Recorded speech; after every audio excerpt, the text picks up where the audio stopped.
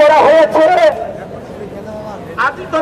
আধুনিকীকরণ করা হয়েছে, বারের ফান্ড থেকে না অনুদান এনে অনুদানের টাকা দিয়ে আধুনিকীকরণ করা হয়েছে এবং সেই হলটি মরহুম অ্যাডভোকেট আপনাদের আমাদের জনপ্রিয় নেতা, আমাদের আইনজীবী ফোরামের একজন আদর্শবাদী নেতা ছিলেন আমাদের সানাউল্লাহ স্যার, ওনার নামে উৎসর্গ করা হয়েছে।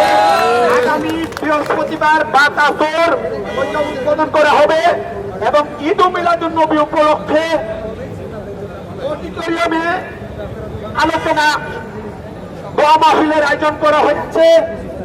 ওই জায়গায় তবারকের ব্যবস্থা আছে এবং এনায়েতুল্লাহ আব্বাসী হুজুর ওই দিন নবী রাসূল সম্বন্ধে বয়ান রাখবেন।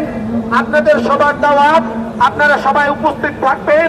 এই আশাবাদ ব্যক্ত করে এই বিদায় নিচ্ছি। আসসালামু আলাইকুম। সমাপনী বক্তব্য নিয়ে